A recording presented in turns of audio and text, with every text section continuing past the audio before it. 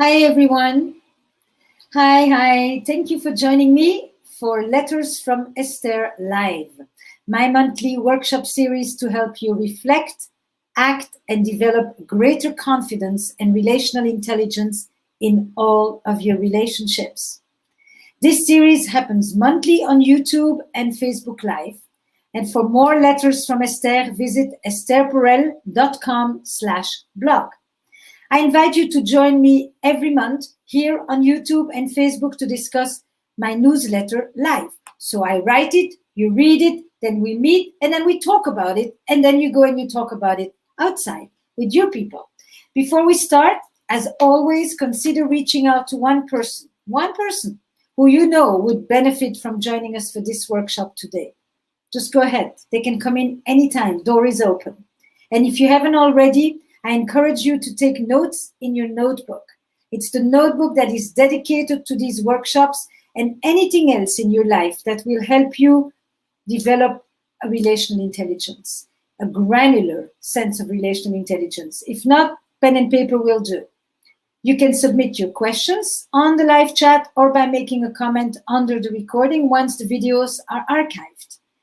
And if you like what you learned today, please like and subscribe, it even rhymes, to my YouTube channel. You can find the buttons for that below the video. And if you want a copy of the slides so that you can indeed go and have those conversations with your tribe, all the slides are on a link in the description below. So, in advance of today's workshop, I asked you one question. How have your friendships changed this year? How have your friendships changed this year? And wow, your answers were great. Quantities. So I'm just going to read a few because they kind of captured what many of you were saying. You know, I've become super appreciative of long-term childhood friendships, so much that it makes me emotional to talk about it. I've lost friends. But then I've had the chance to develop new friendships that were previously just mere acquaintances. So I'm sad, I'm hurt, and I'm also grateful. Every one of them was captured by so many of you. My current only friends are the cats in the window I see on my way to work. A lot of resonance to the loneliness. I'm going through a rough patch being laid off, but my friends have sent me so much support. I couldn't get through without them. The importance, the value of friendships just resonated all over. I've definitely been surprised by the people that have showed up, capitalized. It's been a lovely surprise. And on the other end, some friends haven't even checked in. But here comes the clutch. To be honest, I haven't either. It's not the clutch, it's the clutch, I think. Anyway, you know the word in English, you know. I've noticed a sense of general fatigue, writes another person, among many of my friends, where they are struggling to even reply to messages or to show up in the smallest ways. I hear that all the time. I've got so many texts I need to answer. I can't even get to it. And it's like, on the one hand, I want to connect, and on the other end, I just feel like it's such a burden to have to get into the practice of staying connected, right? I absolutely empathize with this, says this person, but I worry about how the emotional quality of the relationships is diminishing because of sustained distance and the lack of clarity of when we will really be together again. Just a few of a sample of your answers to the questions, how have your friendships changed this year? And all of the changes that you've described make a lot of sense. You know, here is my frame for today. Is it any surprise that socially distancing for a year has left us feeling distant socially? Just think about it, you know. Let's go ahead and reframe this right now before we go any further. From now on, just want us to agree, we're calling this 6 feet apart thing physically distancing. And then we're going to spend the 45 minutes here together talking about social closeness, especially the kind of closeness that meets us where we are now in our lives, in the world that we live in. Not where we were a year ago, but who we are now. In this era of massive change in which every facet of our lives has been transformed, how we connect with one another must adapt. It's just not going to be the same. And I don't care if we call it normal or new normal or any of this. It's really different. It's different. Like any time we have been shaped, transformed, and moved by a profound, meaningful experience, the life goes on, the world goes on, but it is not what it used to be. It's that plus the experience.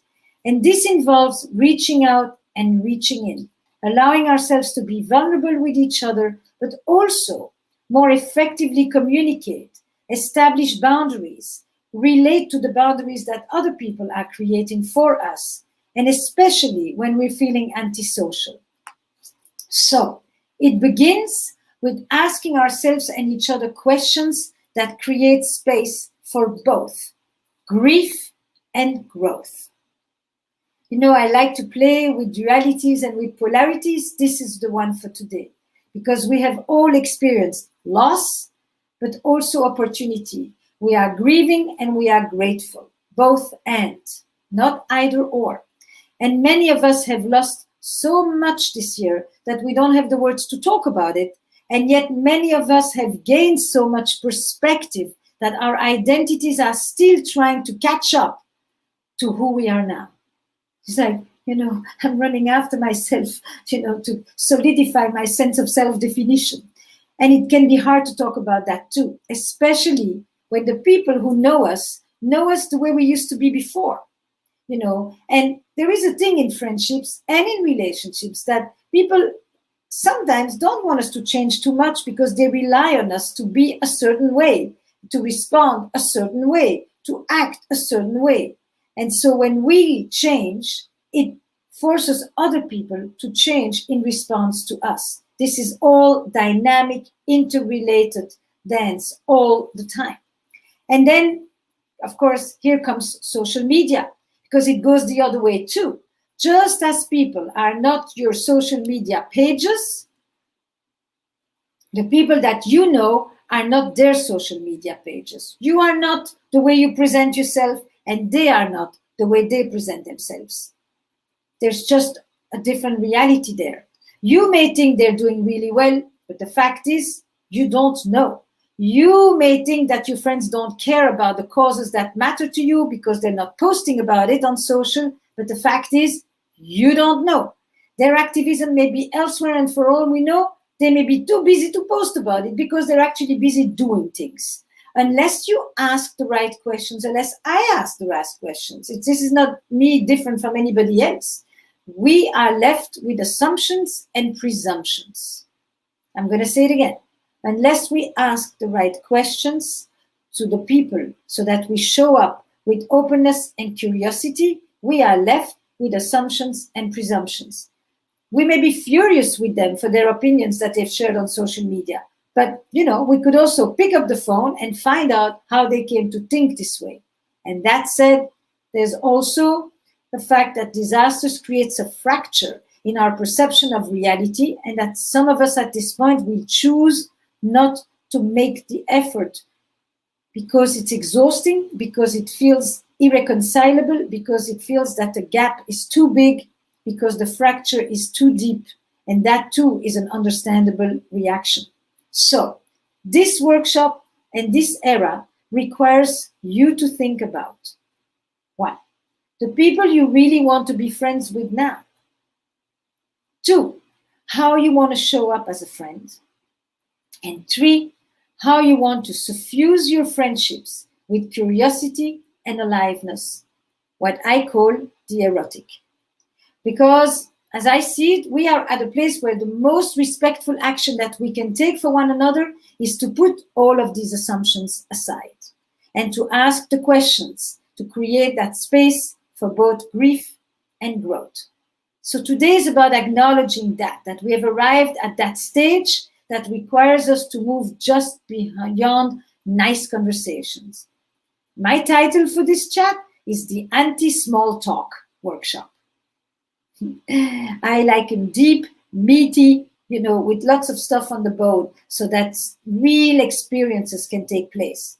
And I love that one of you commented on social that you're having conversations with friends that have become more authentic, more empathic, deeper, more reflective, more loving. Same for people who've been dating. That I hear a lot all the time as well. We go further, we go faster, we go deeper.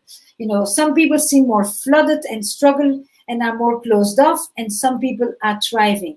But what matters is that you become clear and that you become flexible, fluid in the way that you regulate your connections with people. So here are a few questions, that kind of help us acknowledge all these changes. How many of you are longing to socialize more, but feel out of practice? How many of you are longing to socialize more, but feel out of practice? How many of you are feeling antisocial? And how many of you are feeling both? So, I love my exercises. So let's do the first one. We'll do a few today. Let's break down some of those broader feelings to a more granular understanding of what's going on for you, because it will help you come up with more effective ways of coping, right? Like psychologist Susan David, who I've had the pleasure to interview last week, said to me, when you say I'm stressed, it's like this amplifying absolute word. You can't do anything with that. You have got to break it down to make it more granular, to name it. I am depleted, I am exhausted, I am burdened, I am lonely, I am sad, I am despairing. Then you can begin to do something. So you need to break it down. I'm stressed is too big of a term. When you're longing to socialize, for those of you who have said, I want to socialize more, what is it specifically that you're longing for? Is it that you want to hug your friends, that you want to be able to touch them? A friend of mine was talking about the hand cream. Sometimes you put too much and all you want is to be able to give them a little bit. It's winter and the skin is dry. These rituals of connection, the small, that we could make a list of them that we are currently deprived of. So when you long to socialize, what is it that you're longing for? And what are the specific feelings that come up, when you think about socializing? Is it about looking at people in the eyes? Is it about holding their hands? Is it about hearing their laughter right next to you with the shaking of their bodies? Is it about being able to put your hand around their shoulder when they're sobbing? And you just cannot do that through the screen. You can do a lot of things. That's not the point. When you're feeling antisocial, what is the aspect of this socializing that you're trying to avoid? Is it the fear of being a burden, of not being understood, of being used to taking care of yourself alone? What are the emotions that come up for you? And keep in mind, as Susan David says, there are no good or bad feelings. If you're longing to socialize actually makes you sad, it's for a reason. And that reason is that you're sad because you value friendship and relationships, meaning your feeling is directly connected to a value. And what you value will connect to how you experience things, will connect you to the meaning they have for you, will connect you to how you feel when you have it and when you don't have it. So, if you're anxious and the anxiety makes you feel antisocial, maybe it's because you are protective of your boundaries. Maybe you're feeling vulnerable. Maybe you're feeling that you don't have the stamina at this point, health-wise. A range of different things that are underneath that buttress your need for boundaries. Or because you don't trust how you respond to other people's boundaries. So one way to start is to ask people up front. Talk about it, which leads me to exercise number 2. So answer these questions for yourself. You can do it now, you can do it later, you can take a screenshot of the questions, or more so, you can go to the slide link at the bottom and just click it so you have it with you. And feel free to share in the chat box, because now I would actually love to see a little bit what are some of your responses to this. When people ask you, how are you doing?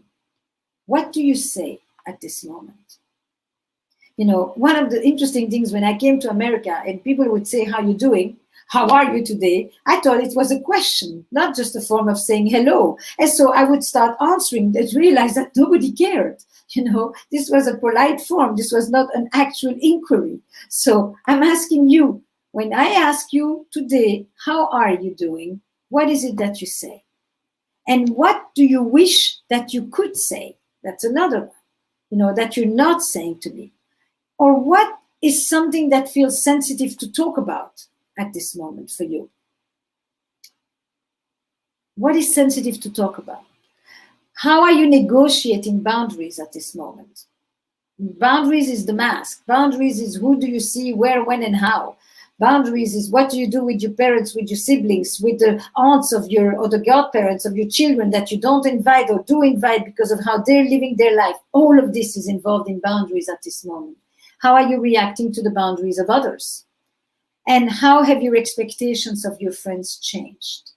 I think that these questions will keep you busy, but they will give you such clarity and such insights. And I would ask them to your friends. I would just, if you gather together and you're doing a drink on Zoom or anything, these are very nice anti-small talk questions. They'll get you going. They'll make it really interesting. I've been working on this card game that I'm going to be talking to you a lot about. And it was about creating these kinds of questions that just are fun, that lead to surprise, that make you hear stories about people that you thought that you've never known. And I'm going to give you a few of the questions as we go on. But these are part of that, these kinds of real anti-small talk questions. Because another thing that helps us establish connection is to talk explicitly about the social revolution that we're living through right now.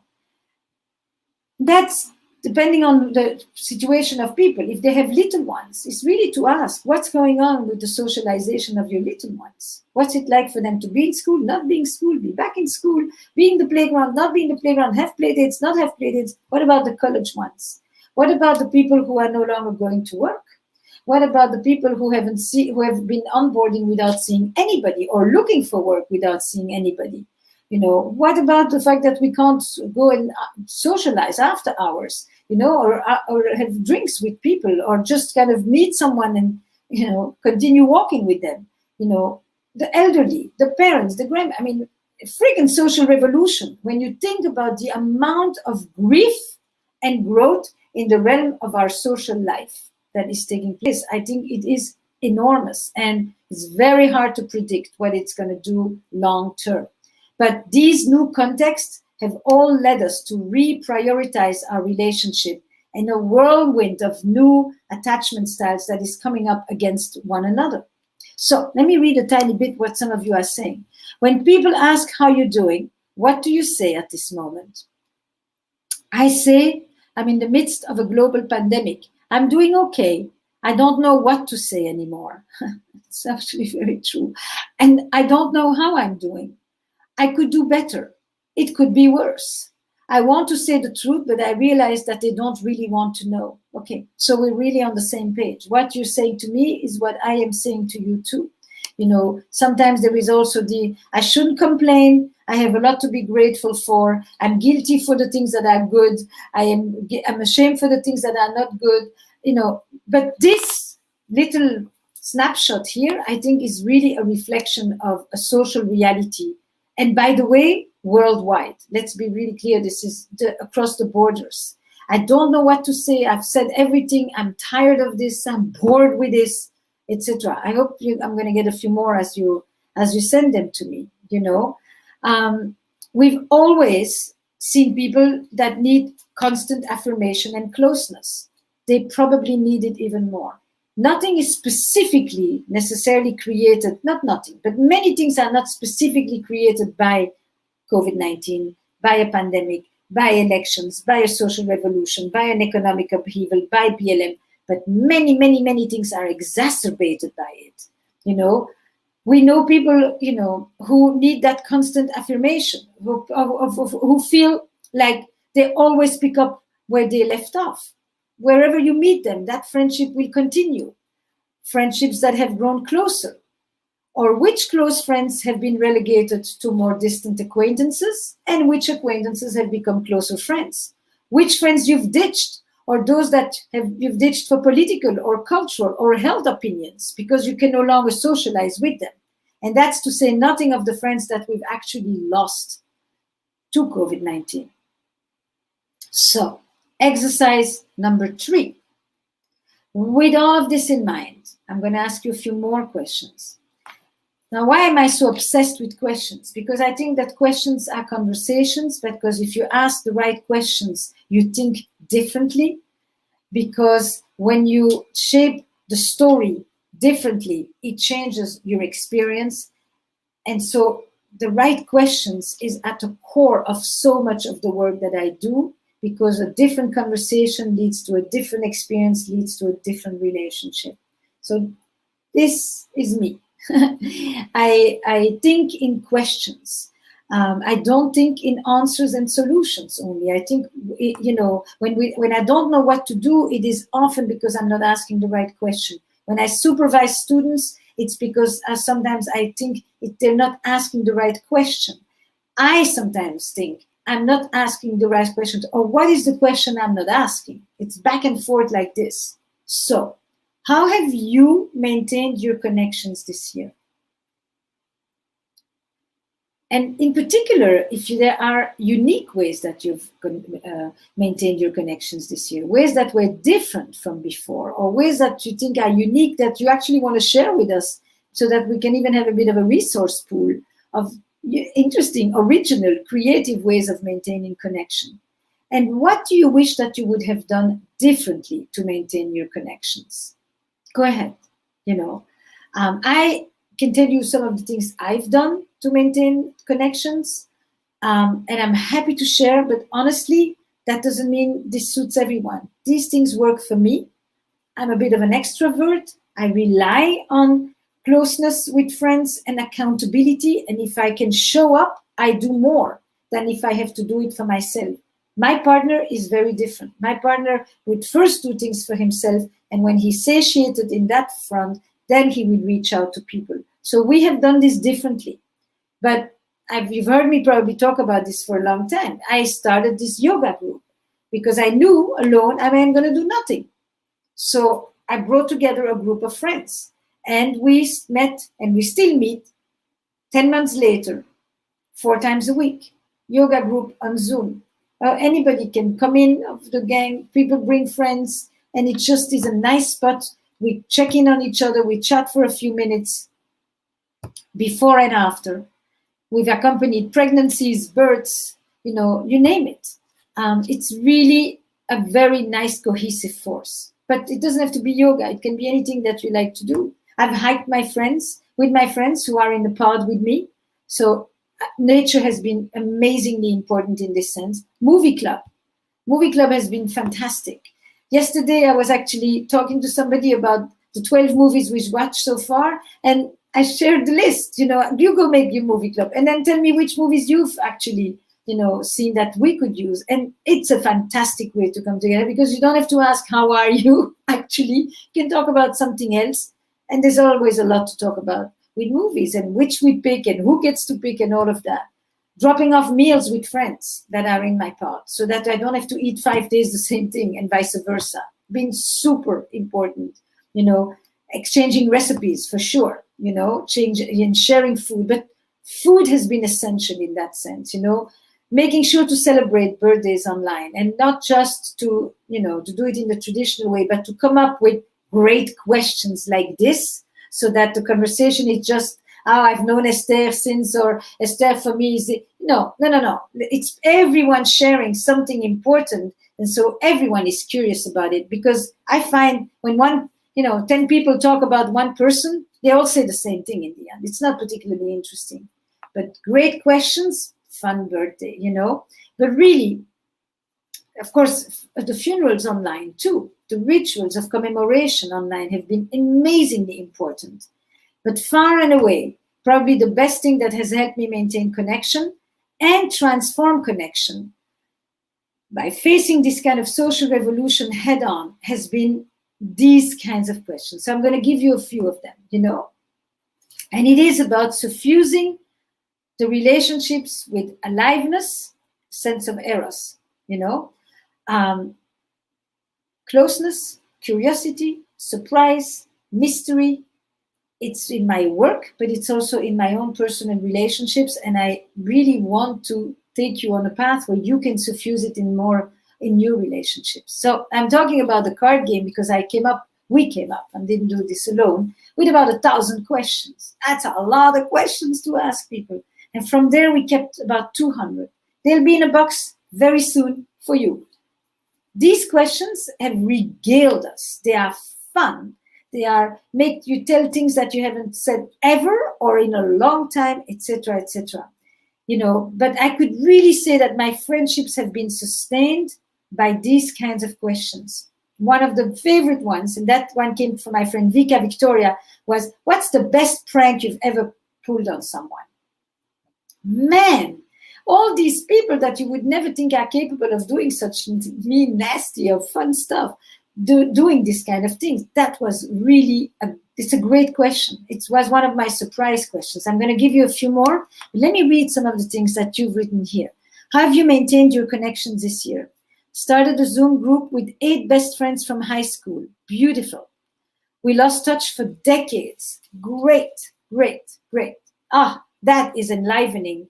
That involves curiosity. That is erotic in the sense that it is energetic. It is rooted in the past, and it is also very curious about the present. So it really connects both the familiar and the novelty. It has been amazing. I'm sure of that. Now we have a book group. Also, backyard lunches and dinners. God sent for the backyards. Video calls have been game changers. Yes, yes, yes.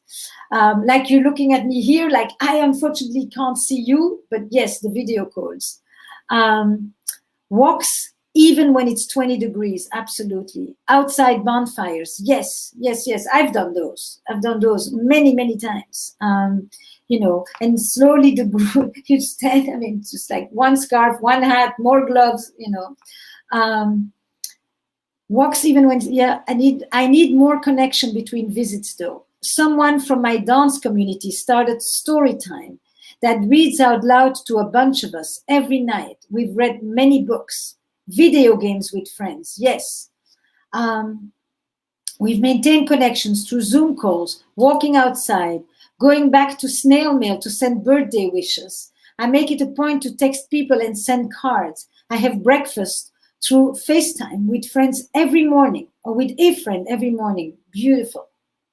I have created with friends a social club on WhatsApp. Every month, everyone needs to invite a new member, right? Because then you get, me and my friend, we began calling it fresh meat, fresh fruit, fresh bread, fresh something, so that it doesn't become stale, so that there is new energy every time. There is curiosity that is elicited by bringing in new members to every one of these gatherings. We each try to create social distancing events. We dance together on Discord. I started a shared art journey with them. I started a shared art journal with my nephews, and we mail back and forth. Starting a men's group has been a new way to stay in touch and to be intentional about vulnerability, particularly with other men. People, here is your resource pool. Every single one of these are really, really, really good, and the questions that I'm giving you are actually all questions that you can bring into every single one of these activities. What's something about yourself that you learned in this past year and that surprised you? We were 20-something people doing that question. It was phenomenal. What would you like to learn or create this year? What would you like to stop doing, to let go of, or to release? Another one that was fantastic. What's a dream that you've never revealed aloud? That too came from Vika Victoria. Beautiful question. When I say beautiful question, it's like you read a book at the end of that one. 10 people answer this. It's like, it's a book. What's the best prank you've ever pulled off? Can you describe a time when you felt a moment of truth? That too was an incredible one. What's a role you would like to have or create in the new political administration? Great question. I'll say to you again, because that came up to another friend. I don't invent them all alone, just so you know. What's a role that you would like to have or create in the new political administration? What's a question that you are now willing to ask and that you were not before? What is the quiet signal that we need to be listening for? That's another beautiful one. What's the quiet signal that we need to be listening for? What's the best date that you've ever been on? Of course, you could do the other one. What's the worst date you've ever been on? But the best date is actually a really interesting one. And some people, it's like, a long time ago. What music would you want to play at your funeral? Now, I've done this one pre-pandemic and post-pandemic. Two completely different conversations and different choices of music, you can be sure. This one, another beautiful one. What darkness must we sit with because it's vital for us to witness? And how has your definition of success changed? And if you have other questions, just share them with me. I like these ones, but the card game has 200 of them and more funny ones too, for that matter. But what I can say is they're all anti-small talk, and you can take them at every level. So you can be very small and simple about it. You can be very open and vulnerable about it. The men's group very much can use these kinds of questions. The morning breakfast, etc., etc. So I love, of course, when people tell me where this lands for you, how you're using them, what changes they have made in your lives. And now I'm opening up and we can talk together as best as we do in these formats. But go ahead, ask away. And meanwhile, I will drink a sip.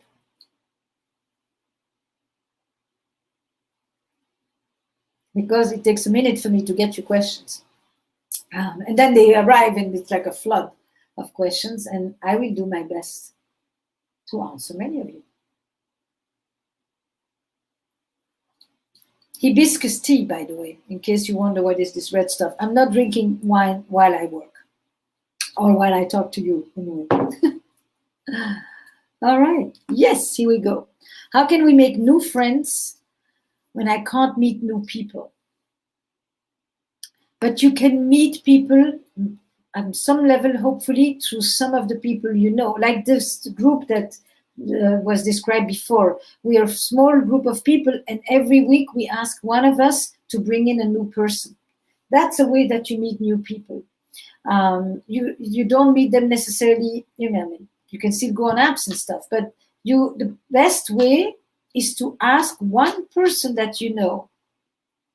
I used to have these dinner gatherings, which I'm very fond of, and it often was me and another friend, and each of us brought 4 people, 10 people, whatever it was, So it's that. It's I bring somebody, you bring somebody, or I have nobody to bring, you bring someone. Or I think that group that was described before as well, with people who used to be in high school together, reach back out to people that you once knew and just say, I've been thinking about you. It's been a long time, it's been many years, but this is a crazy year where we start to remember all kinds of things. So it's a little bit about you have complete permission at this moment to do things that are much more unusual than in normal times. How do you deal with the realization that you're less okay than everyone around you with having no social life anymore? I don't think that you're less than other people. I think that there's a reason we're talking about major consequences of isolation and loneliness at this moment.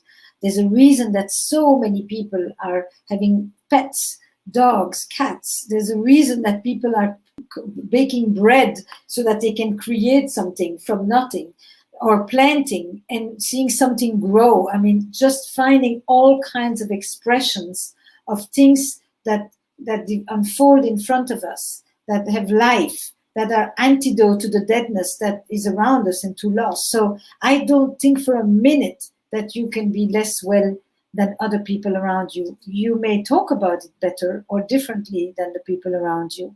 But I will say that online communities will offer that kind of community of other people who share some of that. And I'm talking about online, I'm